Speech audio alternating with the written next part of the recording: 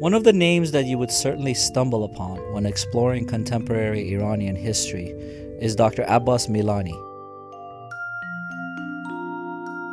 He is a director of Iranian Studies and adjunct professor at the Center on Democracy, Development, and Rule of Law at Stanford University.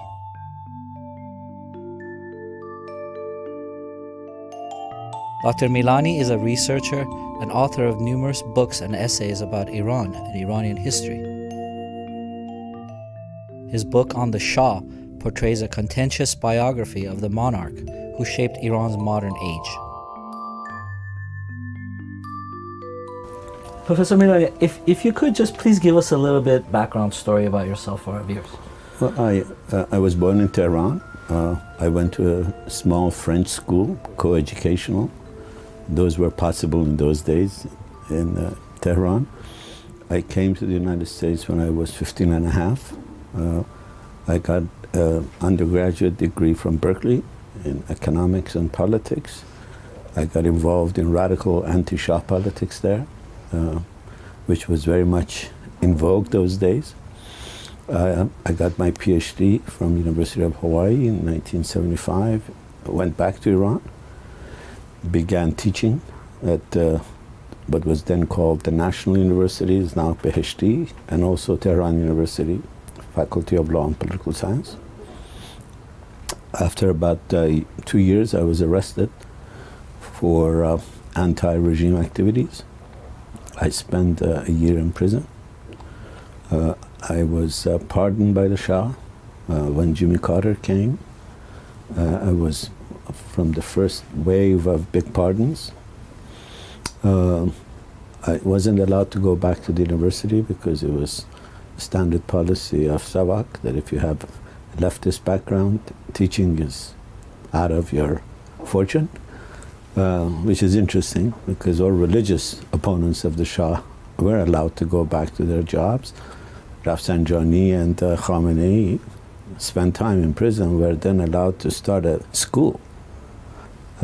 And they were getting a lot more people involved in their narrative than us, a few, disgruntled university students or university professors. Anyway, after the revolution, I went back to Tehran University only. I stayed there till '87. And at that time, I again left Iran for reasons that I have explained in a memoir that I have written. I began to teach at a small liberal arts college called the Notre Dame de Namur University. I was the chair of the political science for 12 years. And for the last 15 years, I've been at Stanford, where I started the Iranian Studies program at Stanford, and where I also started with two colleagues what was called the Iran Democracy Project at the Hoover Institute. Dr. Milani, if it's okay, I'm going to go into the story about the Shah and his illness and the revolution, and then we'll come back to, we'll go back to further history, and then we'll come back to today. When did the Shah realize he was sick? The Shah realizes he was sick late in 1973. He is at vacation in the Persian Gulf, swimming apparently, and he touches his own belly and notices there's a growth. He thinks it's unusual, and they decide to call in after consulting with Alam, French physicians, and eventually Safavian. And I think at that time, gradually, they begin to realize that this is serious. I'm not sure in the early part he knew how serious it was. I think they decided not to tell him because he had a tendency to be a hypochondriac. He also has a tendency to be a man that was given to nervous anxieties. He was called in 1952 by one of the ambassadors as a Hamlet-like figure. So think of a Hamlet-like figure now being told as he's thinking that he's at the center of the world stage, running half of the world, that he has cancer. They decided not to tell him. They also decided, remarkably in my view, not to tell the Queen, who was the country's viceroy, who was the mother of the person who would be king if he died. And she would be the ruling monarch if he passed away. And for almost 3 years they chose not to tell her, which tells you a great deal about the behind-the-scenes politics and thinking. By they, do you mean Alam, Safavian, Dr. Bernard, Dr. Flandrin, and Dr. Ayadi, those five? Those five. And the Shah himself. We can't exclude the Shah. Those people are the ones who gave him the advice, I think profoundly wrong advice, but the Shah concurred. If I put myself in his shoes, I would think the first person I would tell would be my wife. I know that the Queen likes to create a romantic image of their relationship. It was anything but romantic at that time. There's overwhelming evidence for it. But nevertheless, it was his wife. She was his wife. She was the Queen. She was the viceroy. She was the mother of the crown prince. And if anybody needed to know, if one person needed to know, it would have been her. You mentioned 1973, the Shah feeling the lump in his spleen. We talked to Mr. Amir Hassan Afshar, and he had spoken with Dr. Fellinger, who was the Austrian doctor who saw the Shah earlier. He couldn't say for certain, and I'm just asking your opinion because he was just kind of going by what Dr. Fellinger told him, but he's saying that the Shah in 68, 69, when he was visiting Austria, he had been told by Dr. Fellinger, or at least Dr. Ayadi had been told by Fellinger, that the Shah has a lump here, he has some problems. They even took him to their cancer treatment centers. Do you think Ayadi knew and he didn't tell the Shah, or do you think the Shah had some kind of an idea of his illness? In 74, when they called Dr. Bernard, he wasn't just any doctor, he was the leading cancer specialist in the world, so he knew he had cancer. Do you think he might have known earlier, or maybe his people knew earlier? I don't think so, but I don't know. What I don't know, I don't know. I don't know what the doctor told him. Ayadi doesn't come across to me as being a particularly astute physician. I never understood why he would be the Shah's trusted physician. His background was not even in medicine. He was a veterinarian. His training was certainly not very good. There are stories about how he might have cured Soraya of an illness, and that endeared him to the Shah. I don't know. But he was a very strange choice as a private physician to the king. And I have heard more often than once that the Shah really also didn't trust his physical, sort of physician's acumen. He would often make fun of him, in front of him and certainly behind him. So I don't know what Ayadi knew, but you know, there is a report, a very interesting report. It is around this time, end of 73, 74. I've quoted it extensively in the Shah book. Ambassador Zahedi meets with an American official. And the American official has some concerns that Zahedi jots down and sends to the Shah. And the Shah responds. It's one of those reports where Zahedi writes it with hand because he doesn't even trust his own secretary, and the Shah writes in his hand and returns. That's in the archive now. There, this high-ranking official, and again I've asked more than once from Zahedi, and he said, I don't remember who it is. And I believe him. Because there are times I've asked him questions, and he says, I don't want to answer this. This is something I have promised, for example, the Shah not to divulge. So he's not one who would mince his words. If he doesn't want to tell you, he will tell you. So he doesn't remember it. But clearly somebody very high. One time he told me it might be Turner, then maybe head of CIA, or Kissinger, but I don't know. It's someone who's very obviously knowledgeable. And one of the questions he asked And this is really the only evidence I've ever seen, the only concrete evidence that I've seen, that the Americans knew something was afoot. It says, we have heard that the Shah is sick. And the Shah on the margin says, nonsense, there's nothing wrong with me, I'm fit as a fiddle. So I don't know what the Shah knew, but the evidence seems to indicate that he wasn't that worried. What makes the answer to your question complicated is that the Shah at the time thought, and he was right, that he was in a fight with the West on oil, that he was in a fight with the West on Iran's nuclear program. He was in a fight with the West on his now more independent foreign policy, and that if they knew he was weak and vulnerable, they might have gone after him in a different way.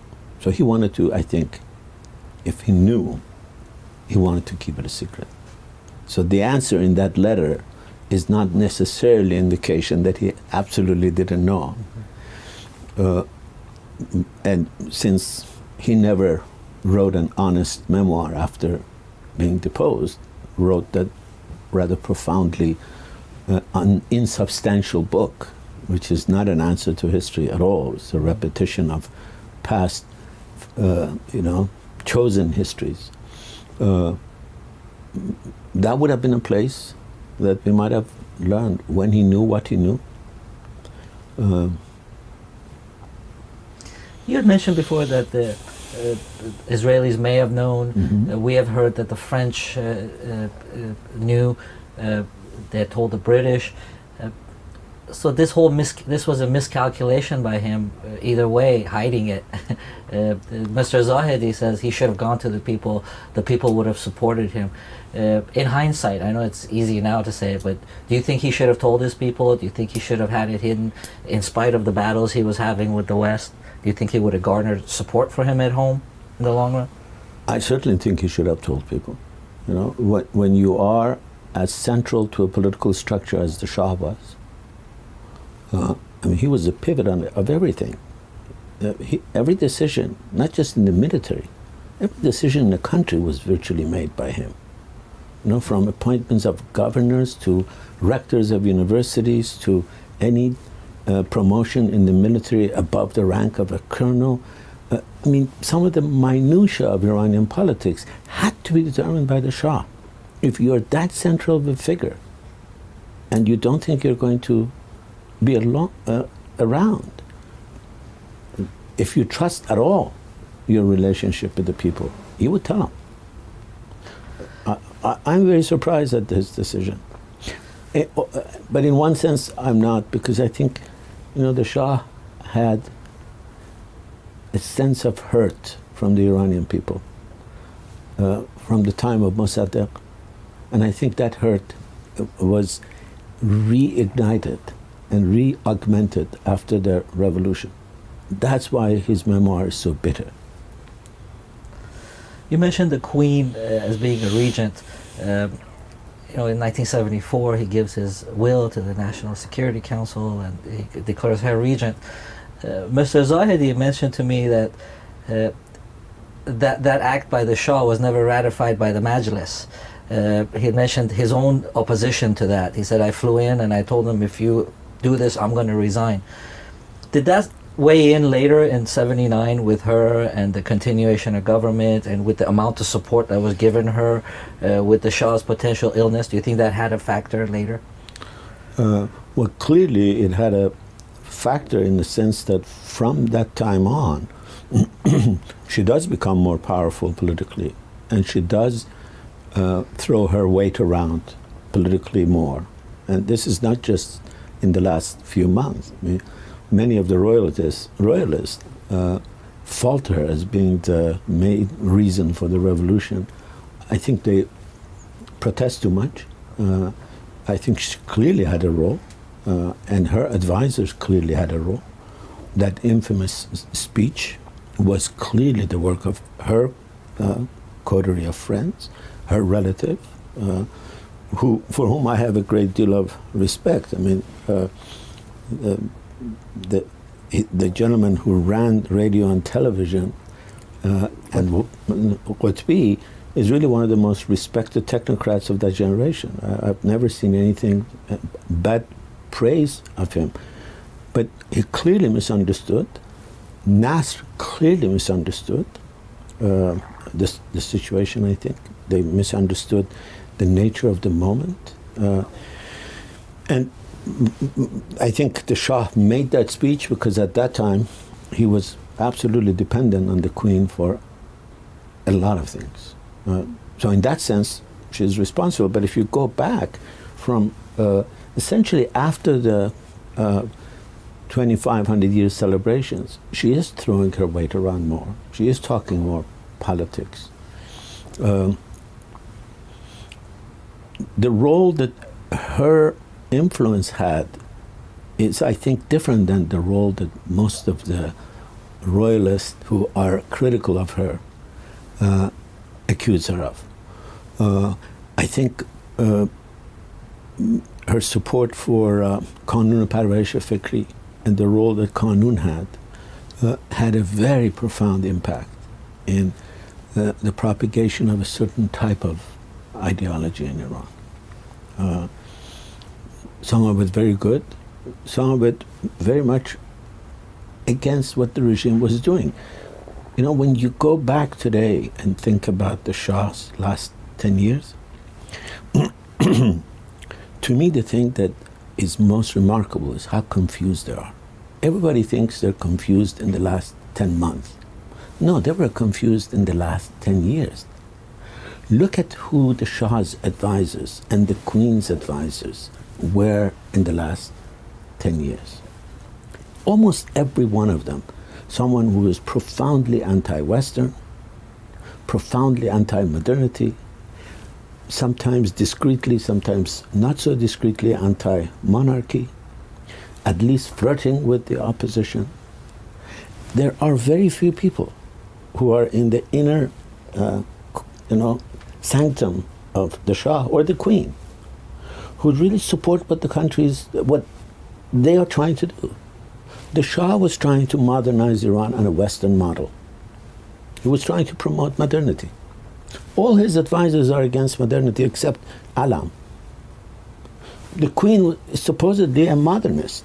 She's trying to support modernism in art, and she does. She brings in, she does this remarkable Festival Shiraz. But who are the people around her? Shaigan. Shaigan writes Asya dar barabar Gharb, which is a kind of a harbinger of the revolution that is coming. Ashraf, her foundation has a journal in which Fardid, one of the most reactionary philosophers of the last century in Iran, a promoter of clerical despotism as the historical mandate of Iran. He's writing his anti-Western stuff. Go look at television. Look at what Naraghi and Meybudi and Fardid are saying on television in 1975-76 as the country is in this profound process of modernization. Who is defending your view of history?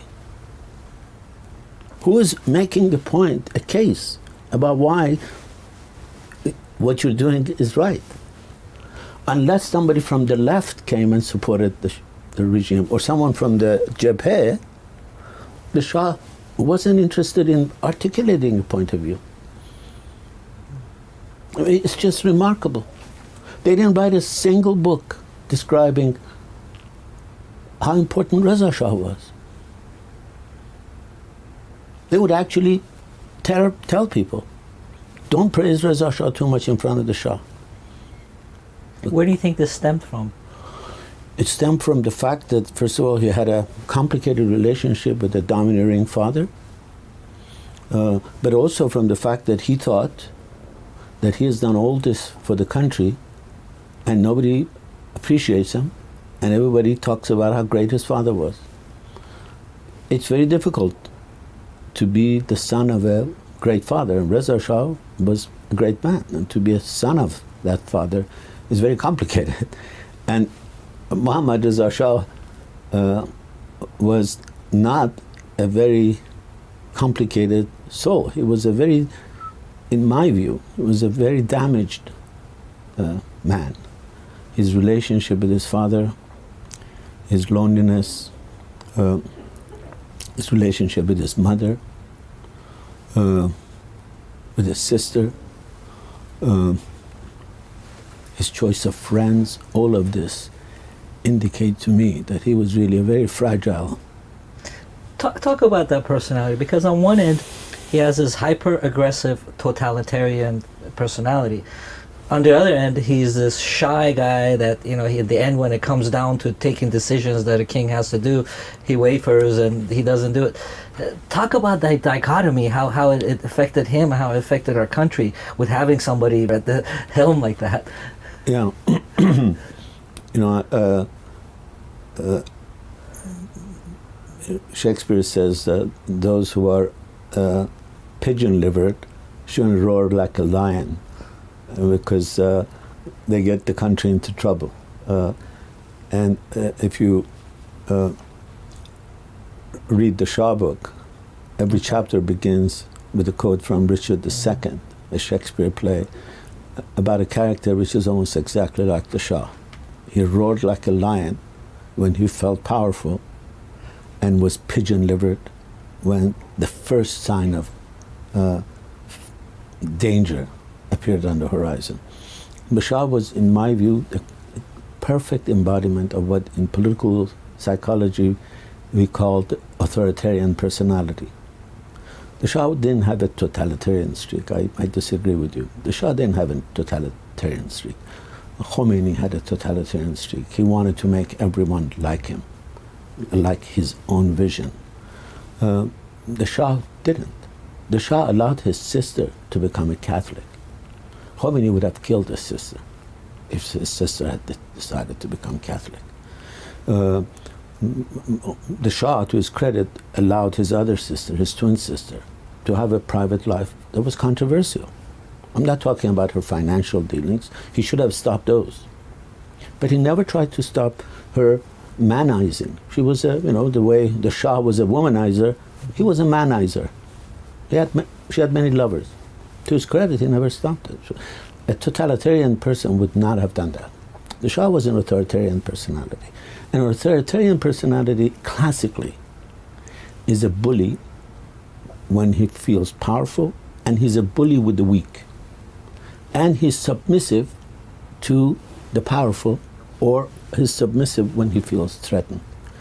An authoritarian personality has a conspiracy mind.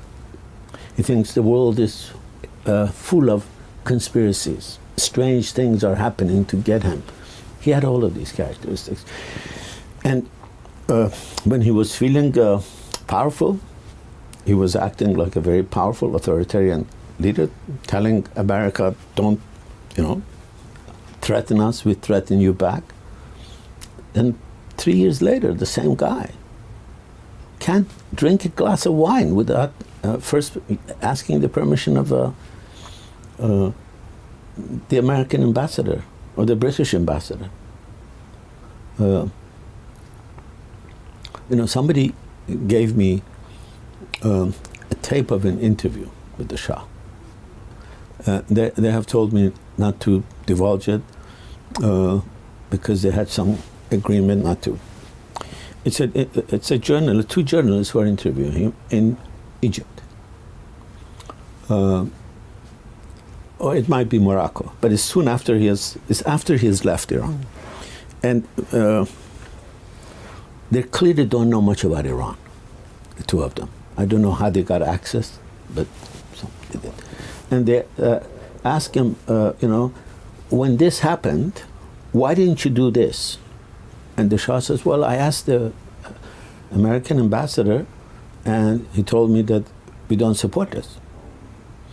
The woman says, why did you ask the American ambassador? He said, well, we thought you were our allies. She says, yeah, I know you thought we were your allies, but you were the sovereign. Why did you need the American ambassador? And I think she honestly, earnestly thinks, why is a monarch asking the American ambassador whether he can make this decision? 5 years earlier, the Shah wouldn't have asked the American ambassador.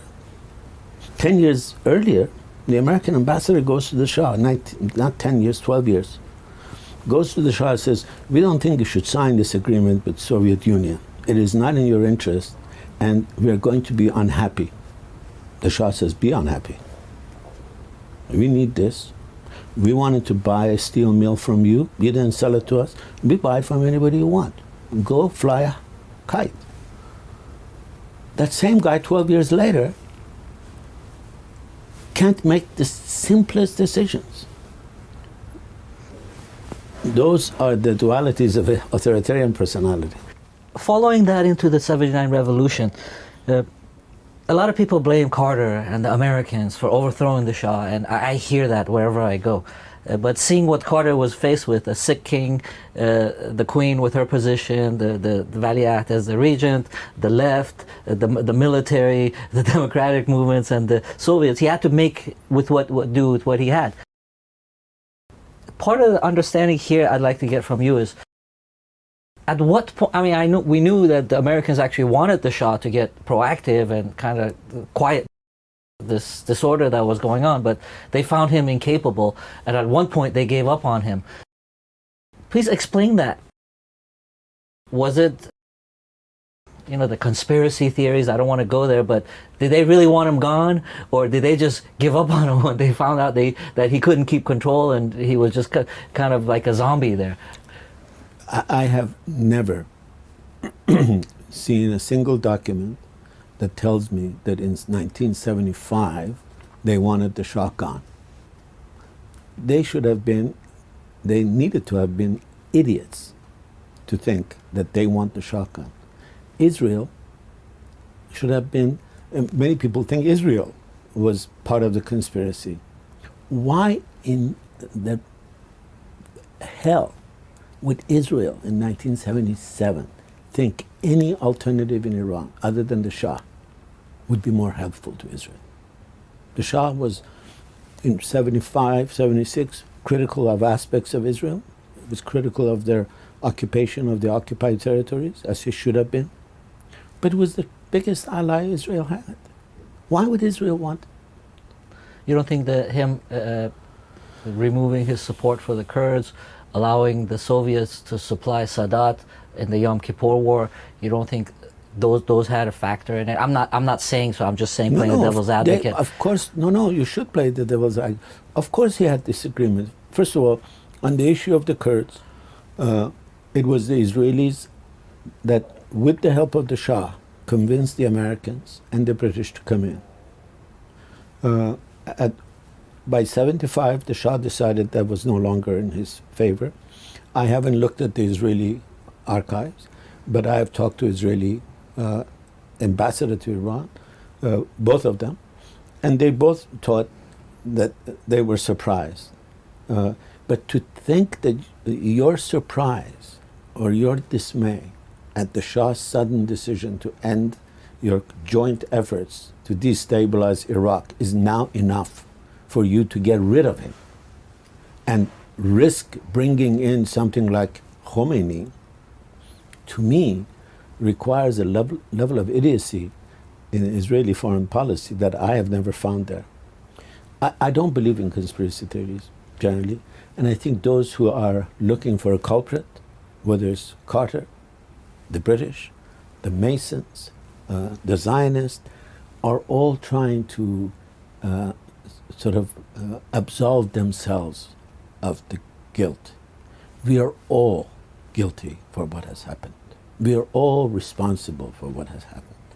Individuals for not doing anything or doing something, opposition figure for opposing the Shah without really duly thinking about what might come later, people around the Shah for being psychopaths, for not telling him the truth, Hoveyda for not standing up to him when he created a party that was clearly against the Constitution, and every one of these people who are now sitting and looking for a conspiracy, a Carter conspiracy, a Zionist conspiracy, if in 1975 they had stood up to the Shah and said, this decision is illegal. We're not going to become the first secretary of this party.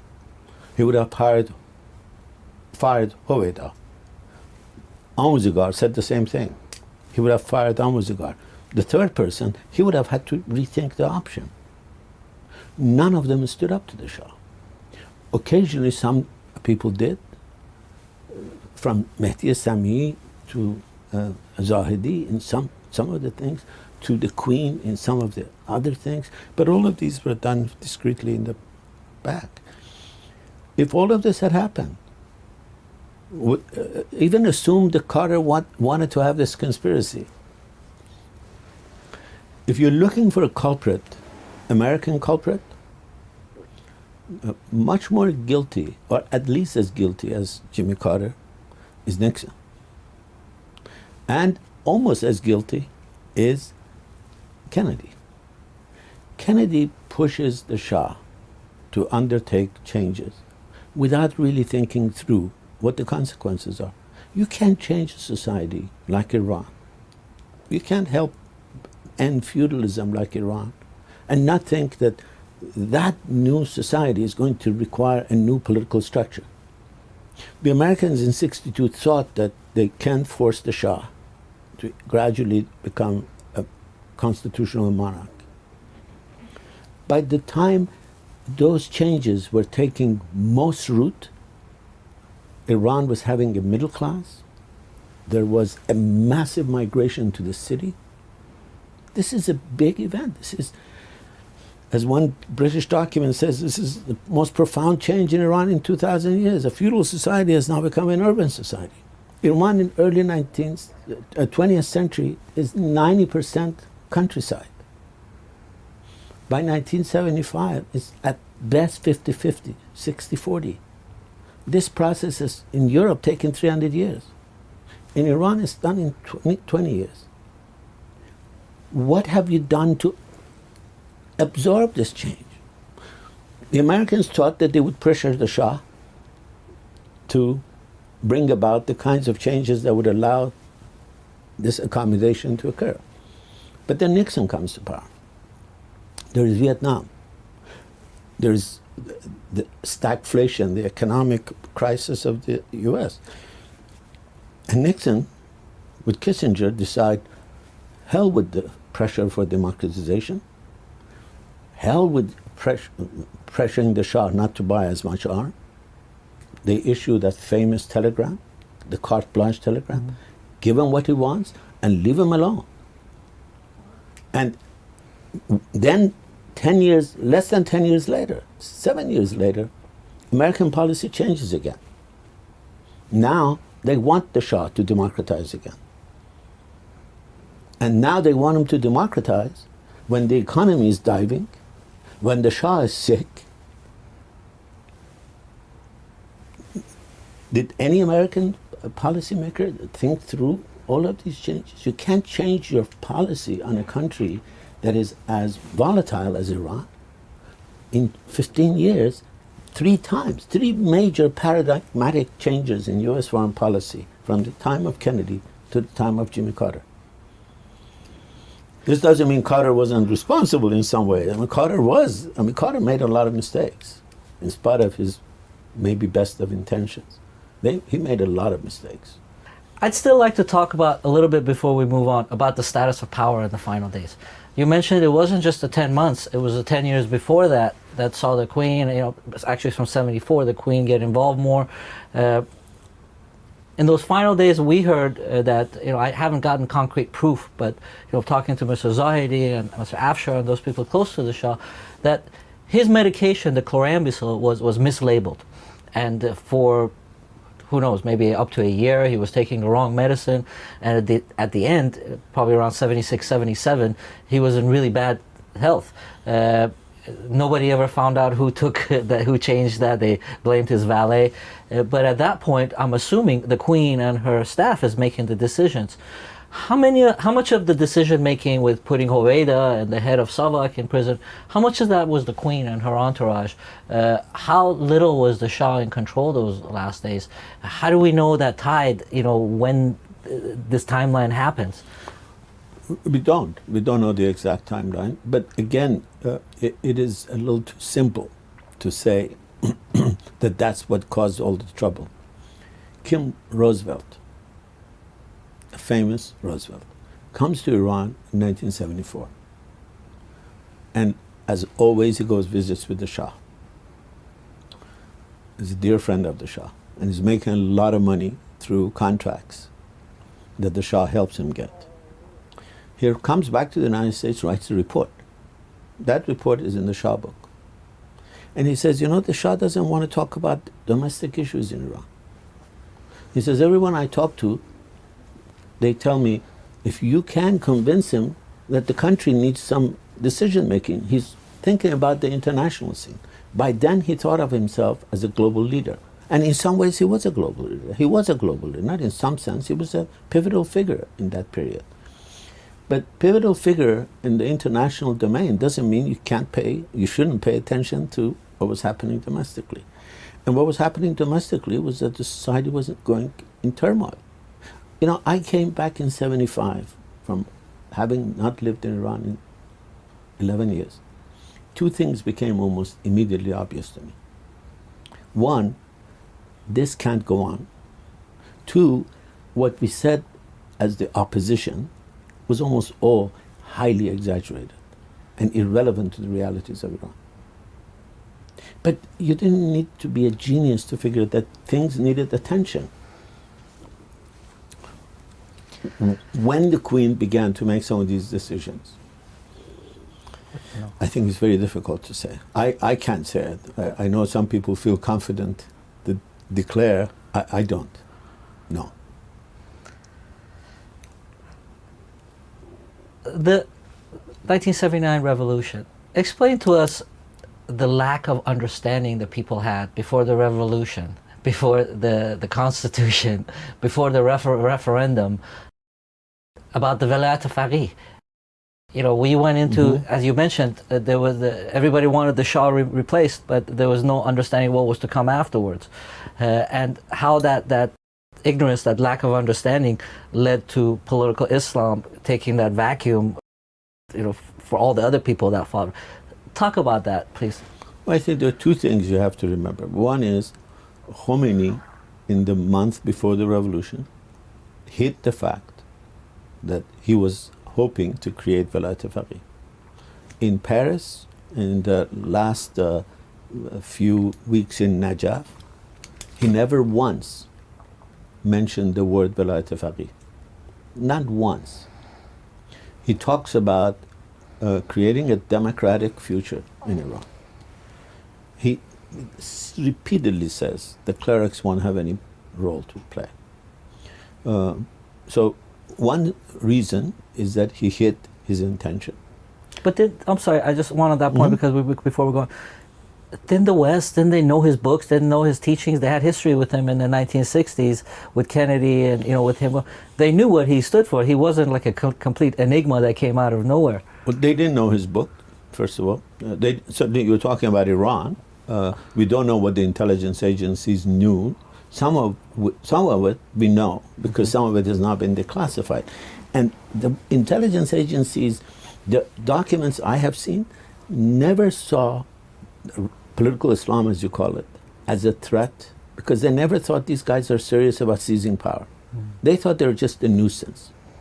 So one aspect of why people of Iran didn't know was because Khomeini didn't tell them in the month before.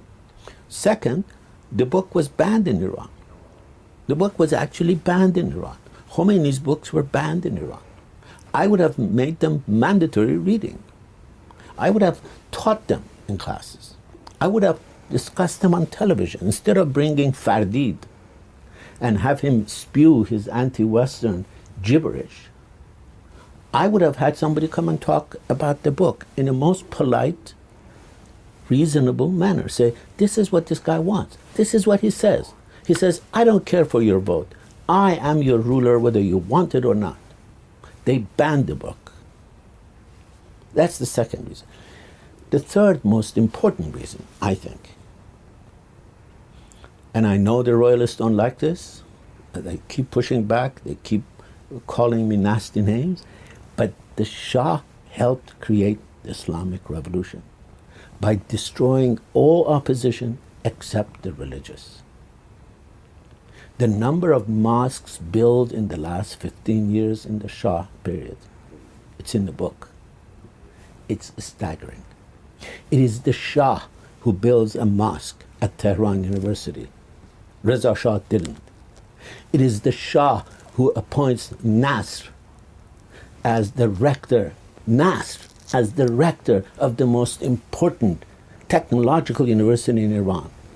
And you know what Nasr does? One of the first things that Nasr does at Danishgah Sharif, Arya Mehr, he brings two people to set up an Islamic Guidance Center at Sharif Arya Mehr University. You know who these people are?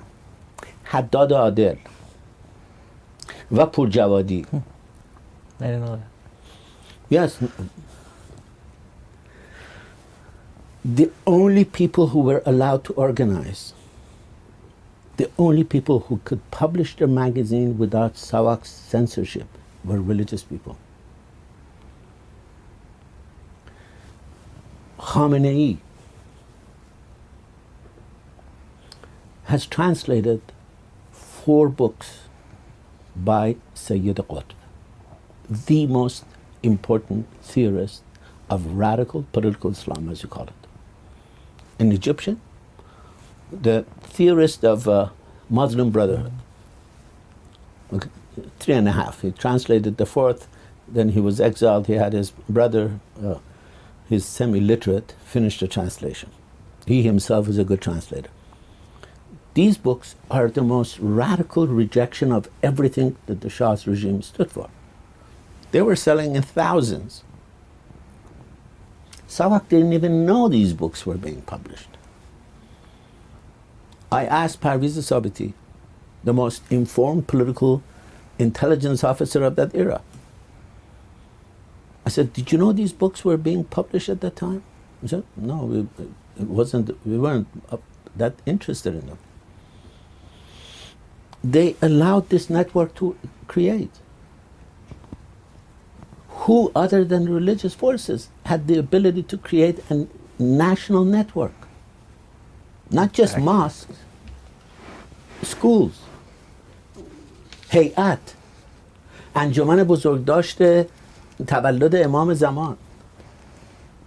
I don't think your age would allow you to remember. When I went back to Iran in 75, on the day, the first year that there was a تولد امام زمان, I was absolutely blown away by how big the celebration was.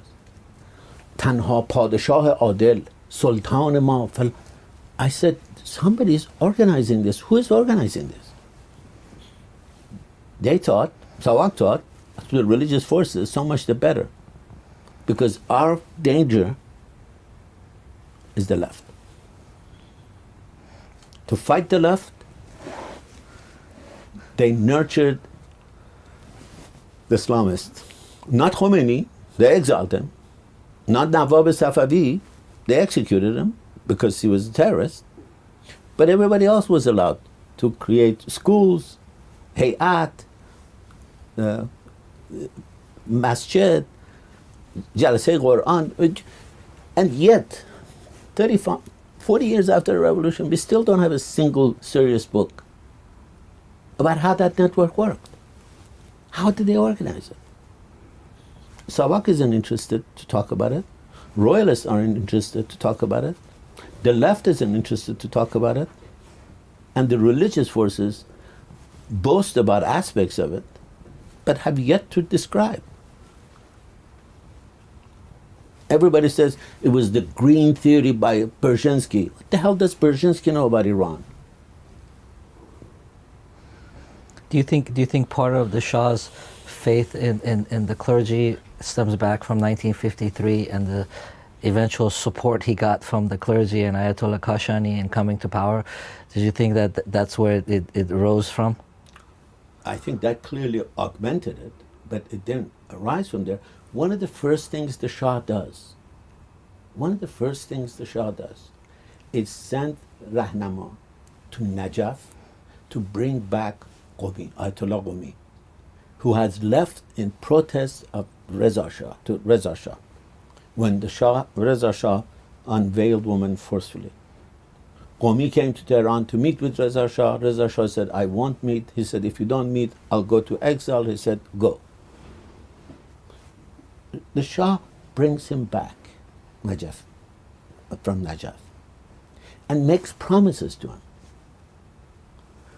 Read the memoirs of religious forces. They say, the minute Qumi was brought back, we knew there's a new game in town. And they began to organize. And they began to mobilize. Why did the Shah leave Iran? What was his intention when he left? We've heard many things, from him running away to him leaving and instructing the military to do some things which didn't happen, to coming to the U.S. to talk to the Security Council and Congress. I mean, it's hard to say for sure, but why would you think the Shah left at the time he did, such a critical juncture? Because he was a weak character and always left. Everybody likes to blame Sullivan. The Shah likes to blame Sullivan, saying he kept looking at his watch. You're the monarch of the country. Throw the bastard out of your room. What do you mean the ambassador looked at his watch? I decided to leave the country? No. He left every time there was pressure. He almost left in 1941 with his father. He almost left in 1946. He threatened to leave in 1949. He almost left in 1951-52. He certainly left in 1953. He almost left before 1953 if the Americans and Kashani and the Zahedis and the Ja'faris hadn't come to the court. The Shah would have left then, end of 52. He almost left in 61. So the notion that the Shah left because the Americans told him to leave ignores a very long history. The Shah wasn't a fighter. The Shah was an authoritarian personality. When he felt good, he felt strong. At the first sign, he left. What would have happened in 53 if the Shah hadn't left on the 16th? Look at the documents from the CIA, recently declassified documents. They almost all say if the Shah hadn't left, Mossadegh might not have won the day. What if he had stayed in Kalardasht? He didn't have cancer then. Sullivan wasn't the ambassador then. I say all of these not as a criticism of the Shah's 7-year rule. The Shah did a lot of wonderful things for Iran. But he's also responsible for the Islamic Revolution. He's also responsible for leaving the country prematurely. He's also responsible for breaking the constitution. He's also responsible for Hezb al-Astakhis. But he's also responsible for one of the fastest periods of growth in Iran's history. He's also credited, should be credited, for putting the country on the path to becoming absolutely on par with South Korea today. I absolutely praise him for that and bow my head to that. But I can't say I like that part. But these other parts, they're all British conspiracy. One of the more enigmatic characters that nobody really talks about or knows, it's General Fardust. I know very little about him, and I try to talk to as many people as I can. Can you shed a little light on this character for us? I've written about Fardust. Yeah, I've written a whole chapter in Persians about him. I read that chapter. He is very much an enigma, but he fits the model of conspiracy buffs who want to find one person. You know, he's the Rasputin of the Iranian Revolution. Was he a suspicious character? Absolutely. In 1954, the Shah, or might be end of 53, Zahedi knows the date better than I do, but I've heard it from him. They get a report.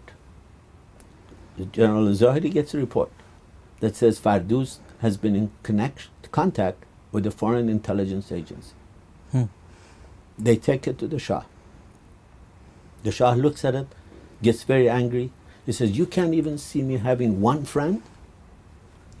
Tears it, throws it in the garbage. I want to go back a little bit, and you brought up a very important point of the Shah's relationship to his father. Just one? I'm sorry. I'm One of the joking. points I want to go, because that's very little talked about. It is a lack, the lack of understanding for Reza Khan, Reza Shah, his abdication, World War I, World War II, and the relationship of the Shah with his father. Why was Reza Shah removed?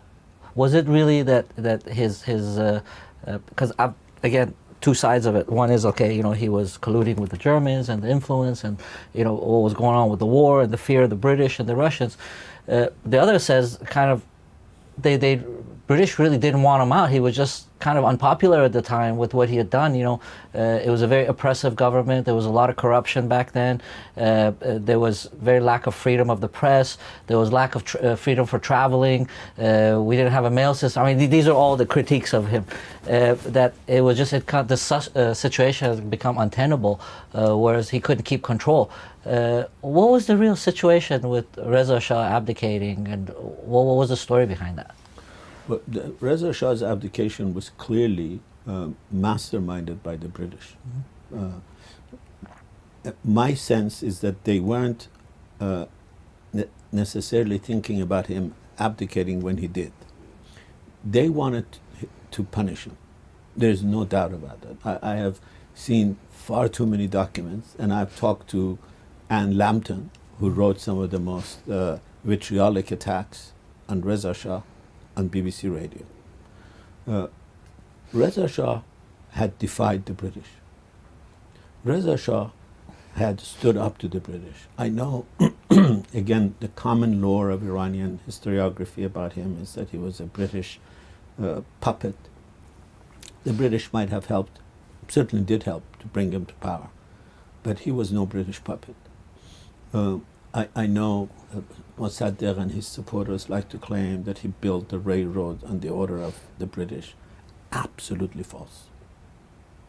Absolutely false. There is at least 1,000 pages of documents that show the British were against the idea of building a railroad first, and when he decided that he wanted to build it, they were against the idea of a north-south railroad. They wanted an east-west. They did everything they could. I don't think he should have built the railroad the way he did. There should have been experts. He decided himself. But the idea that the British told him is simply silly. He stood up to them on the case of their puppet in Khuzestan. He arrested them, or Zahedi arrested them and brought them to Tehran. He wouldn't allow the British ambassador to go visit the guy. Literally. And the British Consul General goes, then the Oriental office goes. They reject him. The ambassador goes, and then he comes to Reza Shah and says, "We can't see our guy?" Reza Shah says, "Yeah, you can't see our guy. This is my country, our country, we have laws. You want to go see him? File a report. I'll make sure you get to see him." This goes all the way to 1939, where he says, "You owe us money, we want money." The British say we are involved in a war. Reza Shah says, "It's not my war. My country, I need to industrialize." At that time, Bullard writes, says, he keeps stepping on the lion's tail. The lion will one day bite. Well, it bit in 1941. And they began attacking him, and Reza Shah, I think, hoping to save the crown for his son. Because again, we know the British were toying with the idea of bringing in a republic, bringing back the Qajars. Yes. And Reza Shah, I think, decided that abdicating. But then the British went out of their way to humiliate him. After Reza Shah left, I've seen, I saw a New York Times article from 1941 that says there was $55 million of his wealth confiscated in London, in England. And there's reports that at that time he had $200 million worth of wealth. Do we know how much he had, or are these kind of what the British did to discredit him? Is that part of it? Because those were certainly part of it, because they also broadcast those on Iranian radio. yeah. And when Reza Shah went, the Iranian government actually wrote a letter, these are all in the Shah book, to the British. Say, you have claimed that he has $55 million. Could you tell us where it is? We want to confiscate it. They said, well, that was war propaganda. But he did have, having said that, there is no doubt that he had money outside Iran, although the royal family at the time said he didn't. I have absolute evidence that they transferred at least $1 million from a European bank to an American bank. This is all documented. And he had a lot of money in Iran. I mean, if Reza Shah didn't have his financial corruption, and he was financially corrupt, he would go down in history as one of the greatest reformers, I think, of all time. He still will go down as a great reformer, because he took a bankrupt country on the verge of absolute collapse, and out of it, with iron fist, he made a modern nation. Explain that to us. We seem to have a lack of understanding of where Iran was in the 20th century. Explain to us, after the Constitutional Revolution, decimation of World War I, where we really were when Reza Shah had to abdicate. He couldn't leave the country. He had to leave part of it through Iraq because we didn't have the railroad going all the way to the south at that time. Explain the situation of where we were, the reality of the backwardsness of the country that we were experiencing. Me, nothing captures this than this statistic. Between 1900 to 1920, Iran lost minimally 25% of its population, and maybe 40%. The reason we don't know is because we don't have a clear number. But if you take the lowest number, 25%, to hunger, cholera, Spanish flu, war, that's a remarkable number in 20 years. And it was in today's political science term, there's something called the failed state. Somalia is a failed state, where there are warlords, there's no central authority. Iran in 1920 was a virtual failed state. There was a little monarch called Ahmad Shah, but he was far more interested in gambling in Europe and collecting his monthly stipend from the British, which he did, about which he bickered, than ruling Iran. The country was on the verge of absolute collapse. The British in 1919 were on the verge of absolute turning Iran into a ritual colony. That's the country that Reza Shah had. A lot of Iranian Democrats in 1919, 1920, Malek Shuarai Bahar, Ghazvini, many said, we need someone to come and take care of this country. Reza Shah, in a sense, was that hoped for iron fist. First with the help of Said Zia, one of those remarkable characters, but then himself. So he took that country that didn't have an army, that didn't have a central government, that didn't have a bureaucracy, that didn't have a judiciary, that didn't have an education system, that had lost 25% of its population, and gave Iran in 1941 to his son, that had a central government, that had an army. It wasn't a very efficient army, that had a bureaucracy, it had its corruption, but it was a working. It had a judiciary that was on par with any judiciary in the third world, more secular than most Muslim countries. But he also had a sticky hand. 40%. This is not according to the British. This is according to the Iranian government.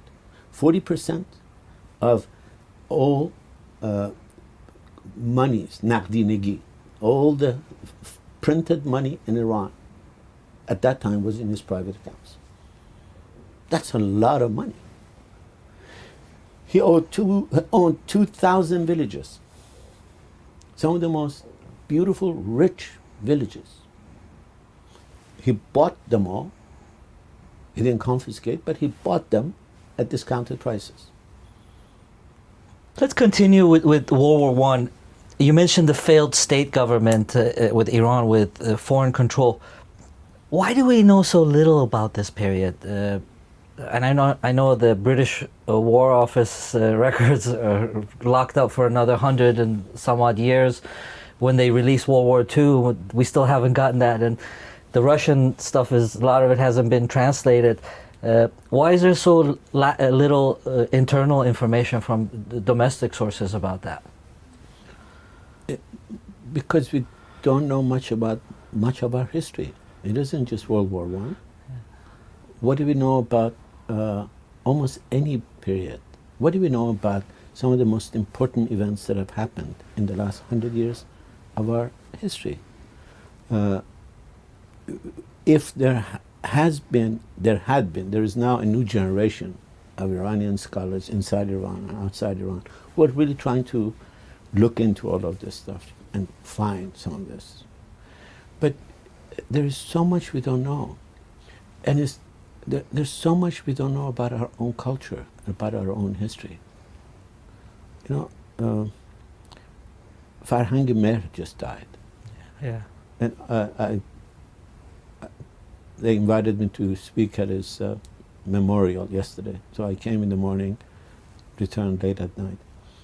And one of the things I talked about, I said, how little do we know about the role that Zoroastrianism has had in the world history?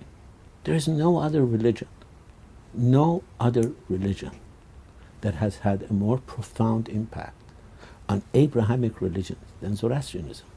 Almost every major idea that Abrahamic religions have has come from Zoroastrianism, including Judaism, Christianity, and Islam. Without Zoroastrianism, these religions are unimaginable. How much do you know? How much do I know about the role that this faith has had in the development of... We have just left our culture to either be studied by others who haven't necessarily had an impartial view at, or we just haven't studied. And World War I, World War II, how many books do you know about Said Zia? Said Zia is one of the most colorful characters, one of the most interesting characters, one of the most honest politicians. He's pro-British. That's what everybody knows about him. There are a million other things about him that we don't know. When he left Iran as a prime minister, he virtually had 25,000 Tuman with him. He became a rug dealer in Montreux 2 weeks after being a prime minister of Iran. And then he comes back with all kinds of fascinating ideas. We have reduced them to the enemy of Mossadegh and the agent of the British. He was an enemy of Mossadegh, was a critic of Mossadegh. He was certainly an ally of the British, if not their agent. But there's a lot more about this man. Qavam, Bakhtiyar. Oh, what do we know about Taimur Bakhtiyar? What do we know about Zahedi? Father or son? What a caricature do we have of them? To me, I was absolutely ashamed of myself. I truly was. How the image I had of Zahedi was a caricature of this man. And now that I look at the documents, I see how much there was there to see, and we just didn't see it because it's easier to be happy with simple-minded solutions. Complexity for a lot of people begets anxiety. And of course, complexity might also beget our own responsibility. We do tend to paint everything with a broad stroke, which I want to take it back to 1953, Mossadegh. Mm-hmm. This is a period in our history where a lot has been written, but very little is actually known. Mm-hmm. I want you to take us back. and make us understand what would bring a country, a nation, to a point where you have all the opposing forces that have been, with the military, with the intelligentsia, with the king, with the democratic forces, with the Tudeh, with the left, and the prime minister. That whole clash there, it was kind of a microcosm of everything was going on. All the players were there. What were the dynamics of that period? And we hear a lot of things about Mossadegh was democratically elected, and he wasn't, he was appointed, and the legality of the whole situation at the end, where it came down to can the Shah dismiss him when there's no parliament, and he's dismissed the parliament.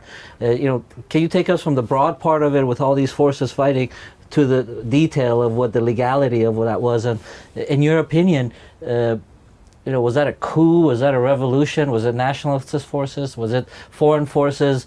Or all of the above? Well, first of all, Mossadegh was as democratically elected as his predecessors. General Razmara was elected in exactly the same way as Mossadegh was. At that time, Iran was a constitutional monarchy. The Shah didn't have the right to appoint a prime minister. The Shah appointed those that the parliament gave a vote of confidence to. Mossadegh got a vote of confidence the same way Razmara got a vote of confidence. So to say that Mossadegh was democratically elected, it sort of confuses the issue. Mossadegh was more popular than Razmara, certainly, but democracy doesn't have necessarily much to do with the popularity of the character.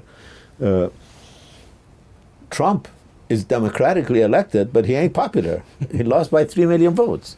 Mossadegh was appointed in the same democratic manner than Razmara was. That's why it is absolutely shameful for Iranian Democrats to condone, for example, the assassination of Razmara. For Mossadegh supporters in the parliament to condone the assassination of Razmara. The aspect of the events around Mossadegh that I think hasn't been much studied is that the coalition that actually brought Mossadegh to power is the coalition that overthrew the Shah later. That's the interesting part. The radical Islamists, from Fadayan Islam to Jabheh to Tudeh, after Siatir, they formed a coalition. That's the coalition that overthrew the Shah. Once that coalition broke, Mossadegh was gone. That coalition is now broken. That's why this regime can't last. It won't last. Mossadegh writes a letter to the Shah in 1949. I've quoted the letter in the book. Yeah. He says to the Shah, in fact, he says to the court minister to tell the Shah, to be precise, he says, tell His Majesty that when there is no parliament, you have the right to appoint a prime minister. Appoint the prime minister you like instead of this idiot. 3 years later, Mossadegh can't say, I now have changed my mind, because he can't fire me. You can't say an order is illegal because it was delivered at 10 o'clock instead of 5 o'clock. What kind of illegality is this? The Shah's order, in my understanding, and according to the understanding of Mossadegh himself in 1949, of every advisor to Mossadegh in 1953, was legal. Mossadegh just miscalculated. Mossadegh thought the Shah went there. In Bache, he called them, went there. Well, the Bache dared. He dared because the Americans helped him there. He helped because the British helped him there. He dared because Zahedi and his group helped him there. But to say that that was an illegal order, to me, doesn't make sense. In the court, Mossadegh says, I didn't accept it because, first of all, it was delivered late. Second of all, I didn't see any reason why His Majesty would fire me. You're not the person that decides whether someone who has the power to fire you has the right to fire you.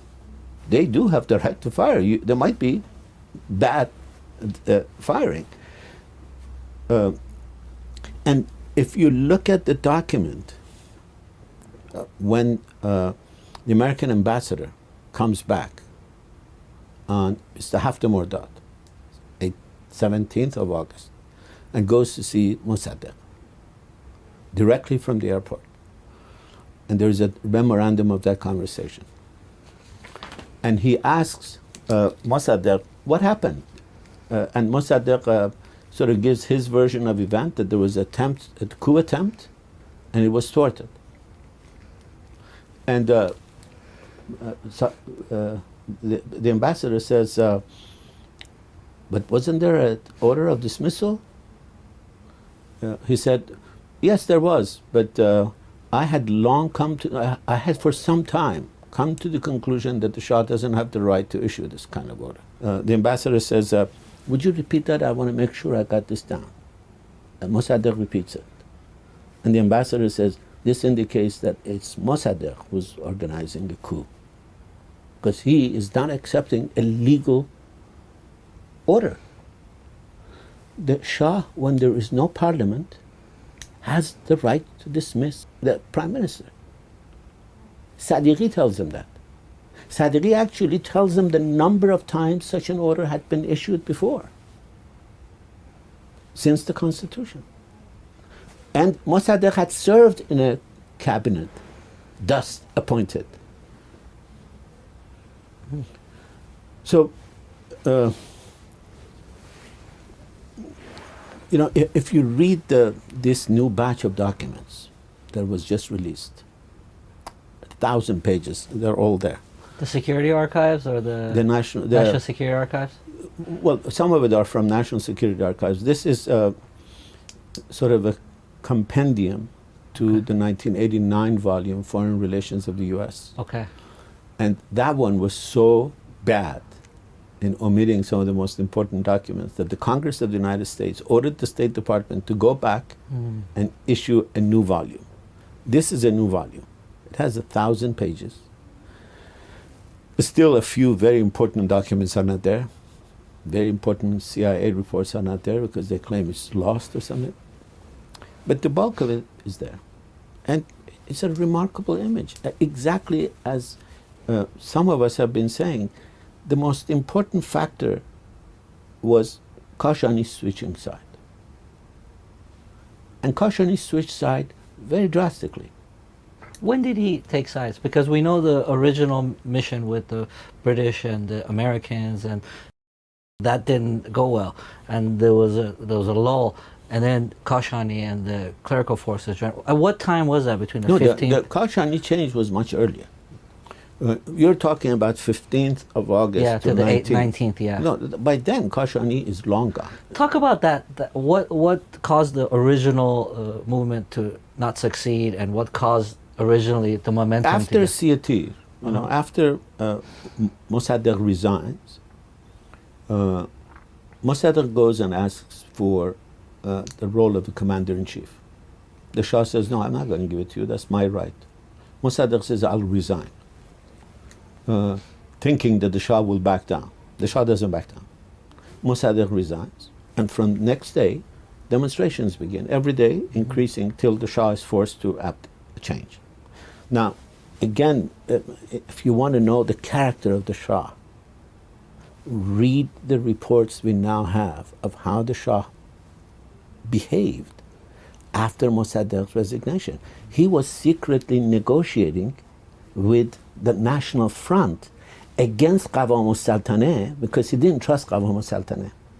He didn't give Qawam al-Saltaneh what Qawam al-Saltaneh needed to establish law and order. He told Jabhat Milli that I'm not going to use the military against you. So they knew that the Shah was not backing the government down. So on the one hand, he forced the hand of Mossadegh to resign. On the other hand, he completely made it impossible for Qawam to continue. After Mossadegh came back, Kashani began to demand his share of the spoils. Mossadegh wouldn't give it. Kashani wanted the Baha'is thrown out of offices. Mossadegh said, no, they're citizens of Iran. He wanted veiling. He wanted his son chosen as a representative. On almost every issue, Mossadegh said no. And Kashani clearly sensed that Mossadegh was beginning to become too close to Fatimi and Hizb today. So he begins negotiating with the court and with the Americans. He meets with the American ambassador. He meets with the head of the CIA in Iran. All of this are in these reports. It is remarkable. He sends messages to the Americans and the British that we need to find a way to get rid of this guy being Mossadegh. And the minute that happens, Mossadegh is deemed to be vulnerable in the eyes of the Americans and the British. But while the Americans and the British are doing this thing, there are people opposed to Mossadegh inside Iran who are also planning. I mean, Zahedi wasn't in the beginning on the pay of the British when he began to try to overthrow Mossadegh. Zahedi was an ally of Mossadegh. Was in his camp, he helped elect some of these people. So it's simple to say a national uprising or a coup, Qiyam Milli, a coup d'etat Nangin, it ain't any of those things alone. It's a combination of a tragic history. And we haven't paid enough attention. We haven't tried to understand it in its complexity. Our left, our Mossadeghis, are still enamored of a book written by an American journalist who doesn't read Persian. How the hell can you write the history of 28 Mordad and not read Persian? Could I write the history of the assassination of Kennedy without writing English? They would laugh at me. But Iranian leftists and Iranian National Front supporters have gone gaga over this book because it confirms their version of history. He's a good journalist, but he knows virtually nothing about that period except the CIA reports he's read.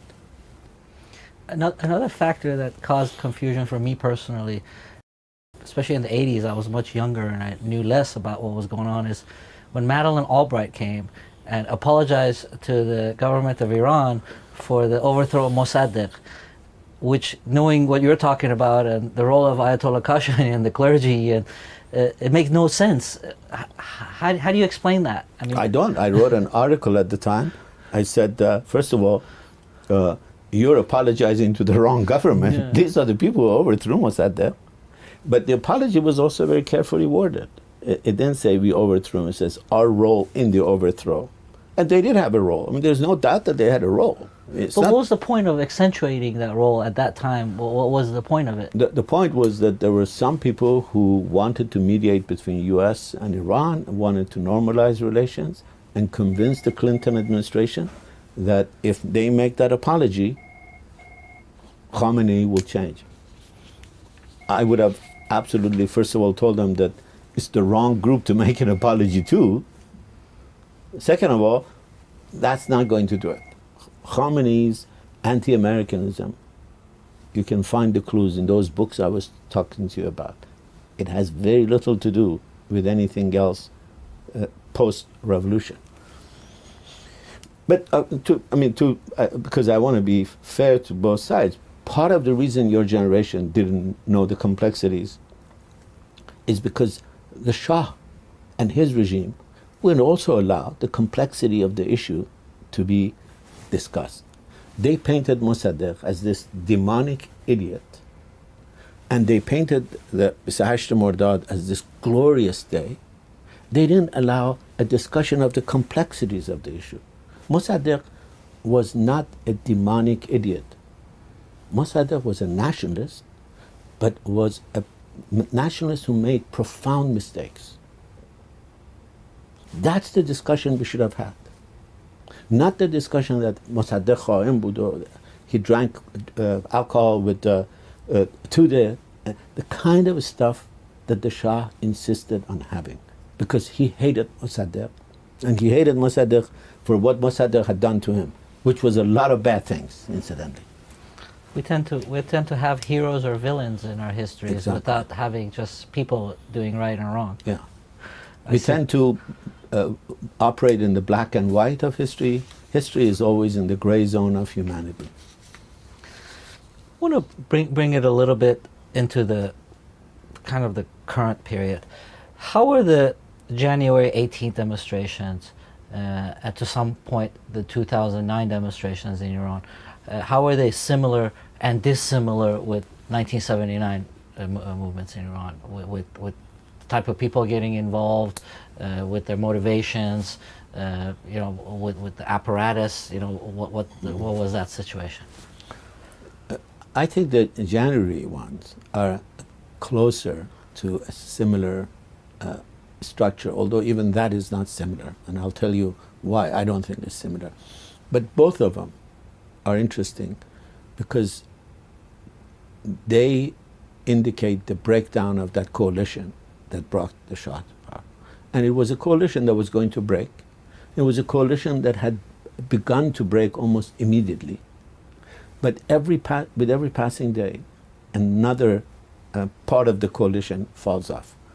The January is very important because it now indicates that the poor, the unemployed, the urban marginalized, which were historically what this regime claimed to represent, the Mustazafan, are now sick and tired of the regime.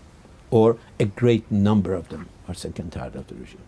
I think still the regime has maybe 10 million supporters, but almost everybody else is opposed to the regime.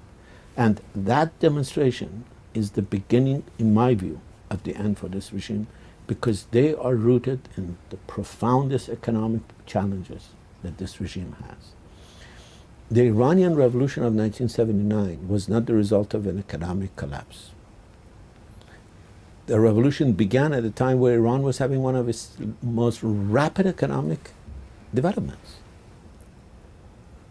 But when you have rapid economic development, followed by a sudden change of politics, followed by a sudden downturn of the economic fortunes, followed by a sudden change in American foreign policy, followed by a sudden change in the health of the person who's pivotal to the whole thing, you get the 1979 revolution. The 2009 was a much different phenomenon, but also related. Different phenomenon because it was essentially an urban, intelligentsia, middle class phenomenon. This one was a much more poor movement.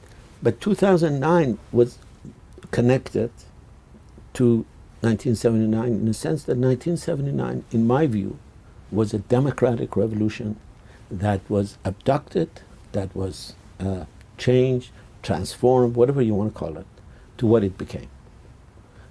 People didn't overthrow the Shah to bring back a person 10 times more empowered in the Constitution, 10 times more despotically empowered than the Shah ever was.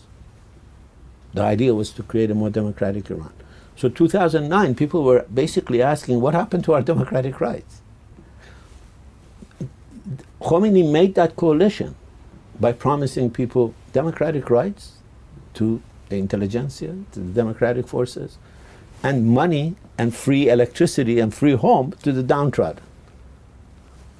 In January, the downtrodden says, we didn't get our share, we are unemployed, despairing, no hope on the horizon. 2009, the democratic forces said, what happened to our vote? We were supposed to have a democratic society. And the saga continues and will continue. It is continuing. And what do you see in the future for the Islamic Republic, at least the Velayat Faqih, the current system as it stands? To me, the Velayat Faqih is a dead institution. It might survive Khomeini by the force of the IRGC for a while, but I don't think it's going to survive because it doesn't have solution to Iran's enormous problem. Iran faces economic challenges that are monumental, from water to end of the era of oil, to a population that is aging, to a banking system that is absolutely on the verge of collapse, to a society that has now 10% of its entire population outside Iran, the diaspora, to a society that has 110 million SIM cards for a population of 85 million, that has 40 million Telegram users. Misbah Yazdi and Khamenei and Velayat Faqih do not represent the society. And sooner or later, reality establishes itself over these kinds of quixotic claims to power. You mentioned before part of what caused the upheaval in Iran, at least as far as the foreign policy was concerned, was the vast difference between Kennedy and Nixon in 62 and 73. Well, we just saw something very similar to that between President Obama and President Trump. This bipolar American foreign policy has resurfaced again. First of all, I'd like to get your thoughts on that, how that's affected things. And then also talk about the JCPOA, President Obama's approach of negotiations, rapprochement, peaceful change, islahat. Do you agree with this approach, that it could have change in Iran, it could cause positive change in Iran? Change in Iran will come and should come from within Iran. It is not the business of the United States to force changes in Iran. It is absolutely not in the business of the United States to determine what the future of Iran will be. But whether we want to or not, the U.S. is involved. Like in 2009, while that movement was going on, the U.S. shut off the airwaves, and President Obama came and said, "I want my hand is out here for Ahmadinejad to shake." That caused the downfall of that movement to a great deal. No, that didn't cause the downfall of that movement. With the suppression too. The suppression caused the downfall, and the mistakes of the leadership caused the downfall. If Mousavi, for example, had opted for a more militant confrontation, we might have had a different outcome. Obama should be criticized, absolutely. And I have criticized him in the past for not supporting that movement more full-heartedly. But today, about Trump, the same thing holds true in my view. I'm very happy that Donald Trump supported the Iranian movement. But I'm not happy that he seems to think, that he can decide who the next regime in Iran should be. The U.S. should say, again, I've written this, that's why I'm telling you this. I think I'm very happy that the President of the United States says, you people in Iran, if you kill your people, we're watching, and we're going to use the power of the United States to prosecute you. The fact that they threw Shahrudi out of Germany when he was sick was not completely unrelated to the new atmosphere. That we might go after you. We might take you to court. Now, people like Shahrudi, Raisi, Khamenei, all of these guys will think twice before they come anywhere outside Russia, Syria, Lebanon, and maybe Iraq. So I'm very happy for that.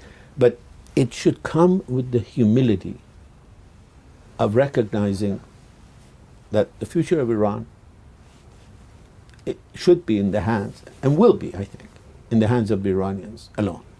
The U.S. can help. I am all for the United States right now making it absolutely possible for Iranians to have access to internet and break the monopoly of the regime on social media. To me, that would be a very, very profoundly impactful decision, and I'm all for it.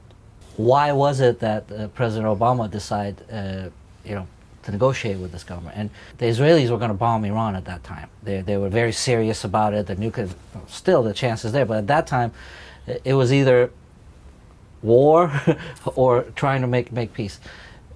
Knowing that, and knowing in hindsight that all the money that went to Iran, it didn't get spent in Iran, and it caused expansion of Iran in the Middle East.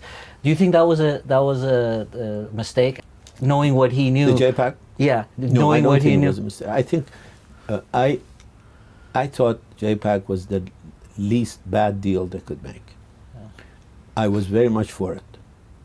But I was for it with this caveat that I think they missed a great opportunity to also solve a couple of other issues.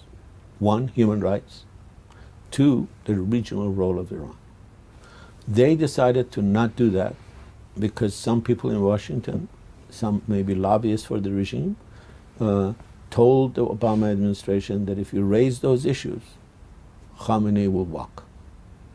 And Obama really wanted that deal, and I think that it was a serious deal in the sense that it is the most substantial rollback of a nuclear program outside South Africa and Ukraine.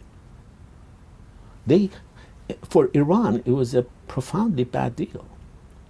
Iran had spent hundreds of billions of dollars on developing an infrastructure that they now had to essentially mothball. Nobody paid any price for it. Khamenei was never called to question. Why did you put the country on this path? Now, under pressure, you have to throw in the towel. But Khamenei did it because his back was to the wall. They should have included human rights. Absolutely. We talk about a democratic Iran, a democratic solution Iran.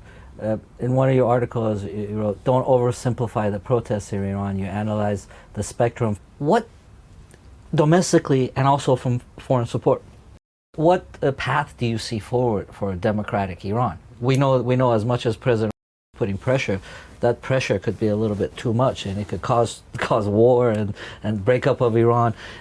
Where is the fine balance that you find that pushing them to the verge of causing change, but you also don't want another war and devastation and going backwards.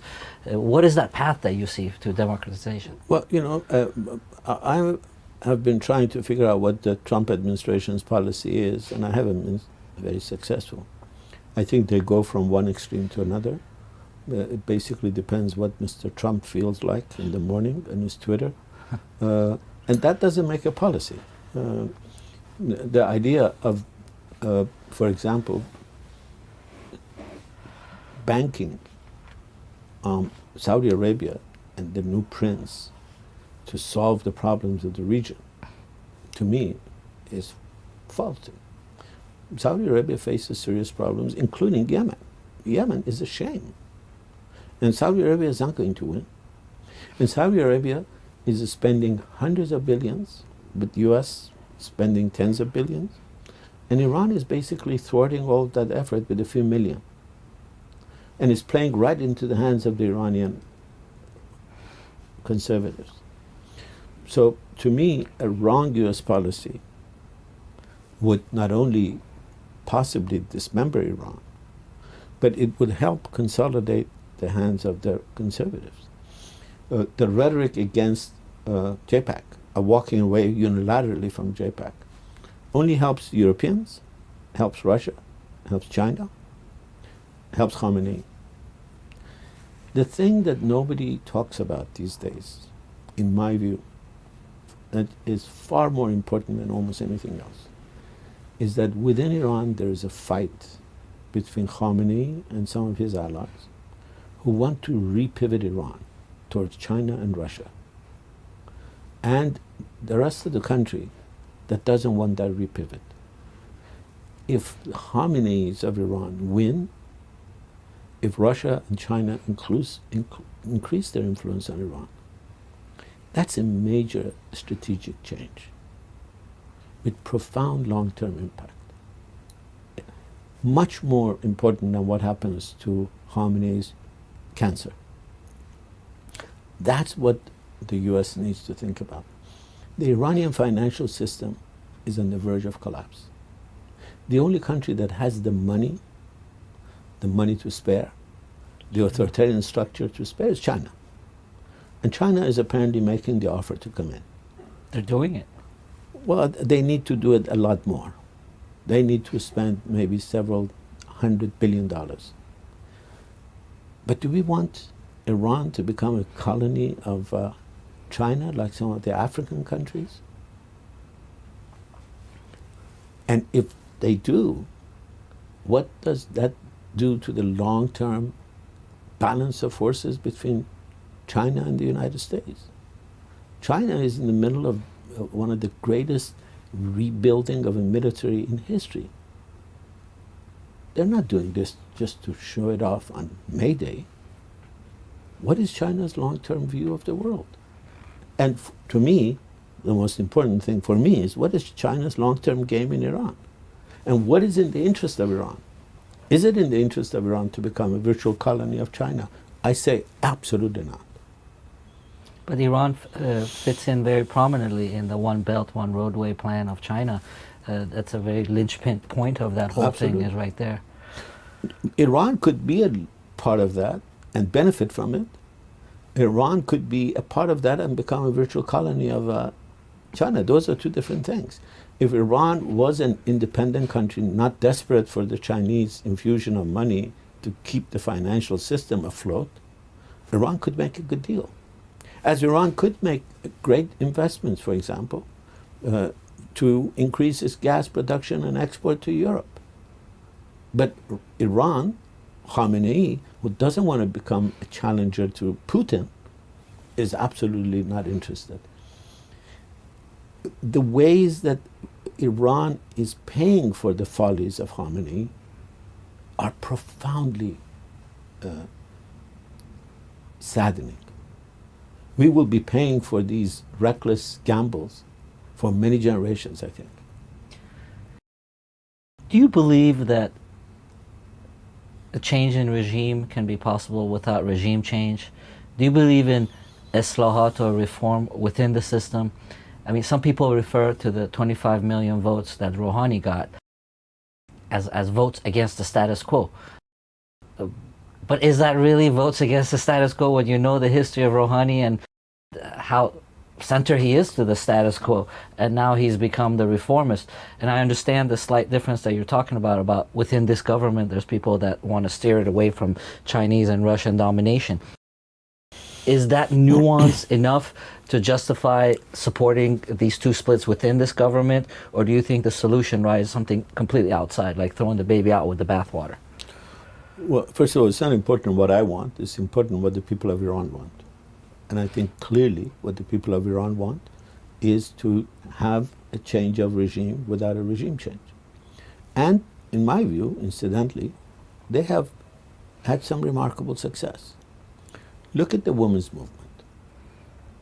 This regime, in its model, was very much similar to Taliban in terms of what it wanted to do with women. Stay at home. If you come out, wear your veil, don't work, produce babies. But what is the reality of Iranian women today? The reality of Iranian women today is that instead of the 9-year-old that they want a woman to get married, they marry at 24. Instead of the 12 children they want, they have 1.7 children, 1.9 children. Instead of staying at home, they now are 60% of college graduates. Instead of having an affair with their husband only, they have an average of 3 affairs before they get out of high school. They have changed this society. Politics, contrary to what our generation thought, isn't just grabbing power at the top. That's part of politics. Politics is also about what happens on a daily life. Politics is about what happens between a man and a woman when they go into their home, in the bedroom, attending the baby, who washes the dishes, who has the right to walk out of the house or walk out of the relationship, who has the right to walk out into the streets freely, sit in a cafe with whoever they want. When I lived in Iran in 1986, if you were caught with a woman in a cafe who wasn't your wife or daughter or your sister, it could be hell to play. Now people do it all the time because on a massive level they have decided to defy the government. So is that going to be enough to get rid of the regime? To have a regime change in that sense? I'm not sure. But is it changing politics? Yes. Is that enough? I'm not sure. I hear what you're saying, again, playing the devil's advocate, not Please. that this isn't necessarily my point of view, but we've heard this throughout the last 38 years of the Islamic Republic, where they have moderates come, they have Khatami comes, and then Ahmadinejad and Rouhani here and there. But in the end, this is all different parts of the same apparatus. And the main question is velayat faqih, as long as that system of government is there with that constitution. And do you believe any of these reformists are really interested in changing the velayat faqih? Because people like Rouhani and Khatami and Musavi and Karoubi, they're clerics. They're not interested in getting rid of Sharia law or velayat faqih. So to what percent is it justifiable for us to put our trust in these movements rather than something outside of the regime? Because the regime apparently understands this desire of the people not to have a revolution of devastation of the country and going into war.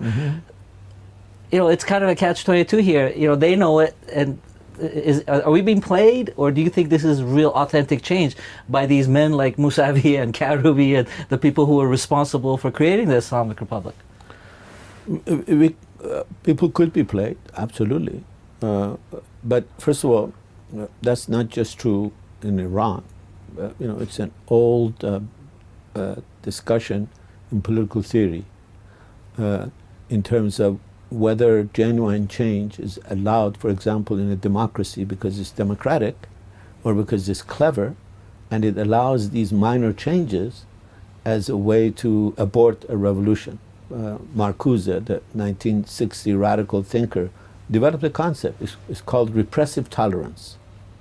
It says capitalism allows a certain level of tolerance in order to repress the real resistance. So we might be played. The Iranian people might be played in this case. But look at Iran today. In 1988, Raisi, who might be the next Wali Faqih, and 3 other criminals like him, went into prisons, and within 3 months, literally killed about 4,000 people.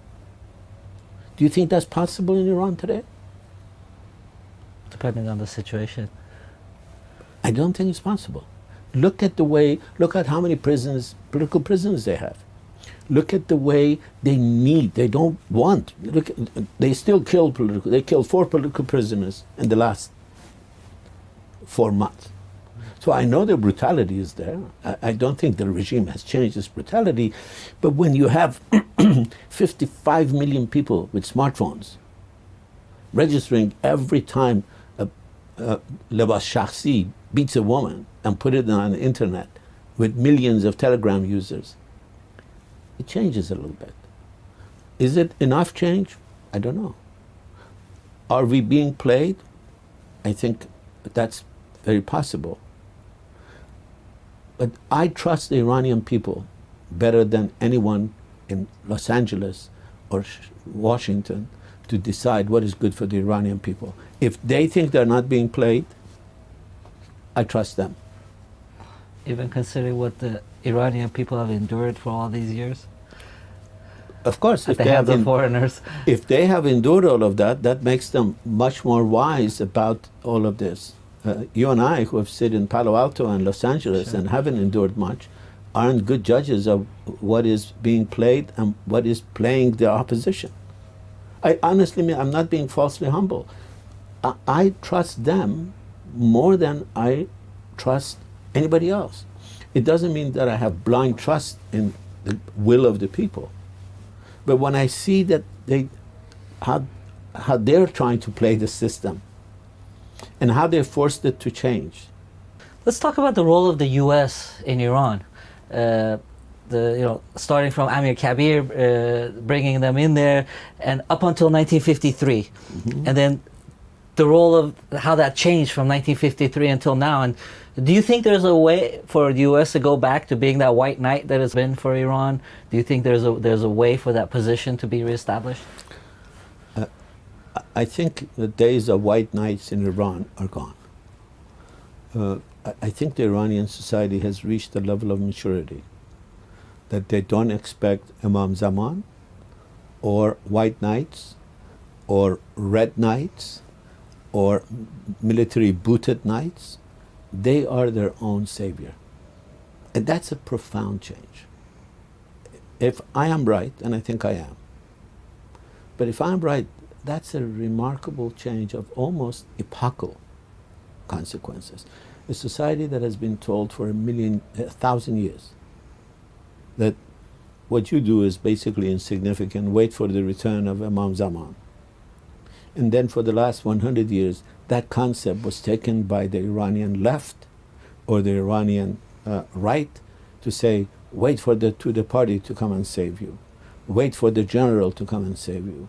Wait for Soviet Union to come and save you. Wait for America to come and save you. No. Wait for Arash to come and save you. No. We are the Arash. Beizai has a brilliant play called Arash. It's a replay of the Arash Kamangir mythology. In Arash, he comes and saves Iran, kills himself and saves Iran. I'm sure you know the story.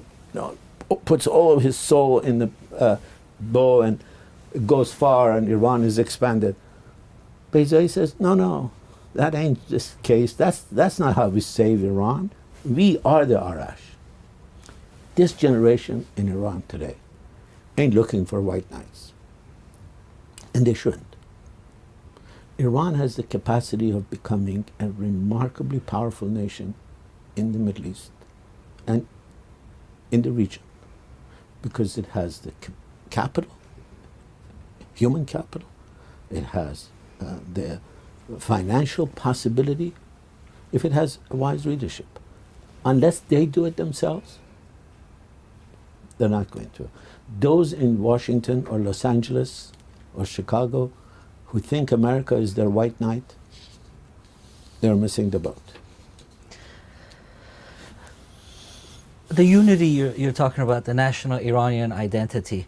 First of all, I'm going to put this in two parts. Talk about 1935 and what were the circumstances of Reza Shah changing Persia to Iran, the name, and how that transforms into the national identity today, and how Iran is a lot of different people. Absolutely. With a lot of different languages, with forces pulling on them, the Kurdish, the Arabs, the Baluchis, there's a million forces.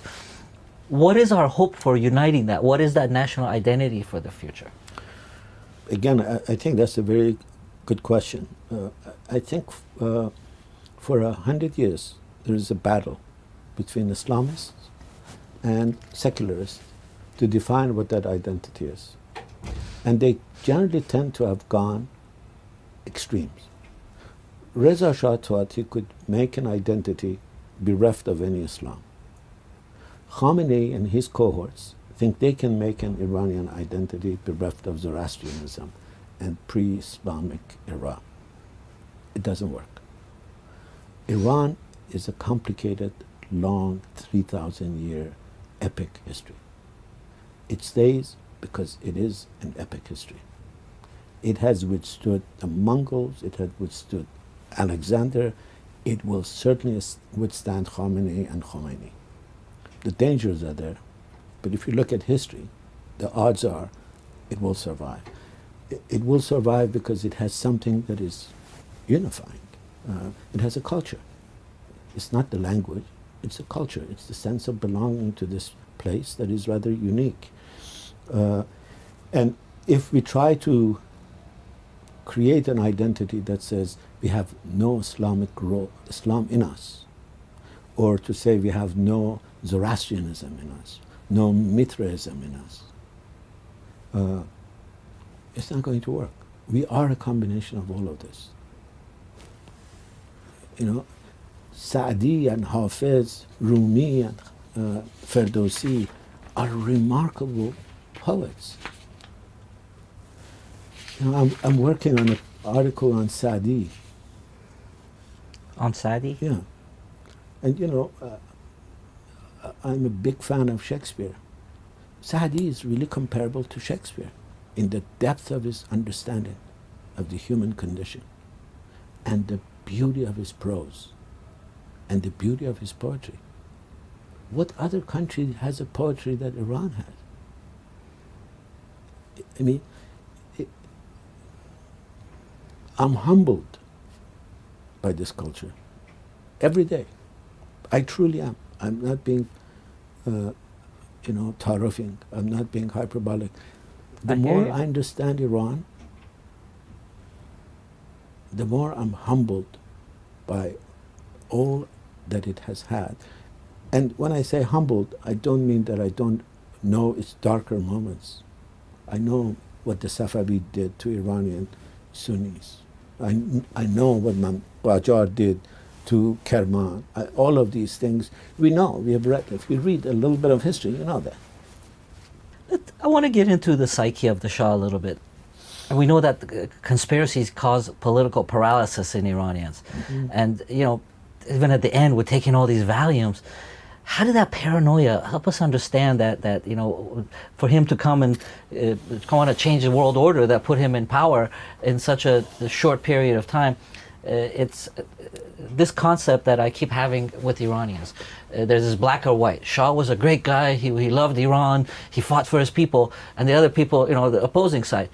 Well, in the end, I guess the judge of a monarch is how effective he was for his people, not his intention. Mm-hmm. Help us get a little understanding of his psyche and how it led to his downfall and his failure. Edmund Burke, one of the conservative thinkers, says the measure of a politician is not the changes he makes, is the enduring changes he makes. If the changes you make die after you leave, you ain't that great.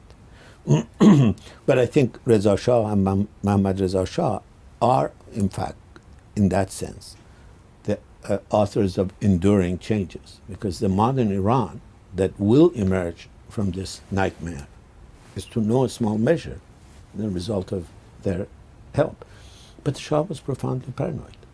And the paranoia came partly out of his own weak character, but also of his experience. Imagine his relationship with this all-powerful father, taller than him, overpowering, brute. The British destroy him, literally turn him into a little thing and constantly make him squeamish. And then in 1942, they send a message to the Shah through the ambassador of Britain in Egypt. Okay? The text of the message is in the book. You can look at the document if you tomorrow go at the Green Library. They say, look what we did to your daddy. We can do this to you. A weak, vacillating young man who has just seen his icon of power shattered is now being told by the British, we'll do this to you if you don't behave. He keeps getting these reminders, that strengthen his paranoia. And sometimes his paranoia is actually right. On Azerbaijan, Iran is trying to get rid of Pishavari. The Shah is trying to organize with the Americans and with Iranian nationalists a way to get rid of this. But he keeps telling the Americans, I don't think the British are with us. And the British weren't. Actually, now that you look at the documents, they weren't. They didn't want Iran to take the case to the UN because they thought that if Iran takes Azerbaijan to UN, somebody might take Khuzestan to UN. Yeah. So, Nabokov has a brilliant short story. He says, what if the paranoid is right? Somebody's after him. The paranoid was partially right. Sometimes they were out to get him. Almost everything the British told about the Shah, Reza Shah, they knew it was exaggeration. They were playing. The Shah knew all of this. So it kept,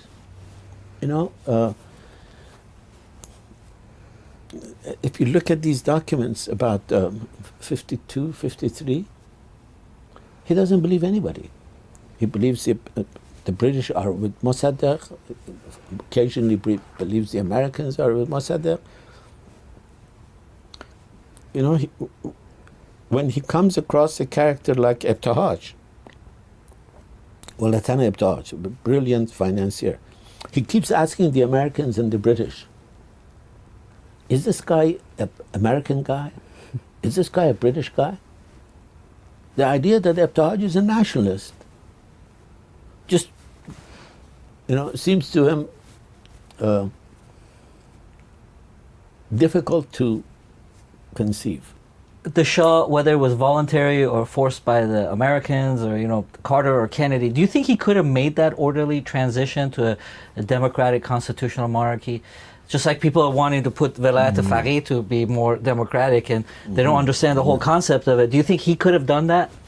You know, when he discovers he's sick, his first inclination is to actually try to create an institution for that possibility.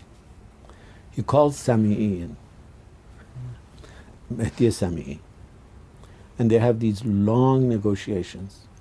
He tells Sami'i, who is one of the most respected, impeccably credentialed technocrats, bureaucrats, head of the central bank, the head of Sazman Barnameh, London educated, impeccably honest. He says, go create a political party. He says, these political parties ain't working. Go create a party of your type. And Sami, I've seen the minutes of their conversations with the Shah. These conversations go on for 6 months. You see both the tendency to want to do it and the fear of maybe losing control. And then he suddenly changes his mind. The price of oil goes up. He pulls the plug on this and creates Hizb al-Astaghis. And now we're in the Me Too movement in the U.S. and the women empowerment. And having talked to some of the people who could have supported the Queen more, Mr. Zaidi is one of them. He said there was no precedence of an Islamic country with a female monarch. I didn't think she could contain power. How does that come into effect of there was no transition of power because there was no real support with her? How much of that support was because of, you know, her cadre and what she was doing, and how much of it was just the fact that a female monarch had no precedence and it was hard to get all those people that supported the Shah to put their support behind her as a woman? Well, first of all, in Iran, which isn't just the Islamic country, there is a precedent for a female monarch. Before Islam? Absolutely. Yeah, but I'm talking about Islamic country. Iran is not Islamic only. Yeah, true. Iran is Iran. Long before anybody else had a queen, of course, we had yeah, our queen. Yeah. So the notion that this was absolutely unacceptable to Iran, I'm not sure is correct. And I'm not sure, I appreciate that Mr. Zahedi articulated his view, but I don't agree with that view. I think at that time it would have been a step forward. And if they had managed it better, it might have worked. The idea that we've never had it, and she wasn't going to be a monarch, she was going to be a regent. But having said that, the Shah, who made her the regent, wasn't willing to accept, to allow her to try. She tells him. It's in her memoir. She wanted to stay when he left. She says, maybe you're the problem. Essentially, that's what she says. Maybe you're the problem. Maybe I can solve it. Why don't you go? You remember what he says? He said, don't play Jeanne d'Arc for me. Yeah. The Shah, having made all these wonderful changes about women, if he was around today, the Me Too movement would have gotten him.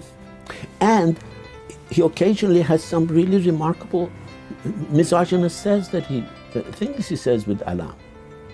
That woman can't think. And the interview with Barbara Walters, where he specifically said that about the Queen with her present. I was just shocked looking at her face. Well, and that you haven't even produced a good chef. Yes.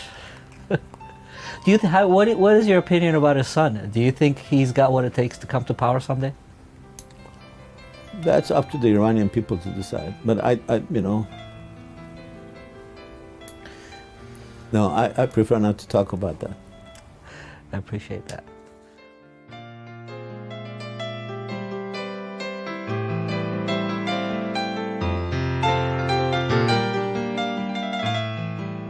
While at Stanford, we were also fortunate to visit the Hoover Institute, home to Ardashir Zahidi's archives, a collection of the former Iranian diplomat's writings, speeches, and correspondence about Iranian foreign relations.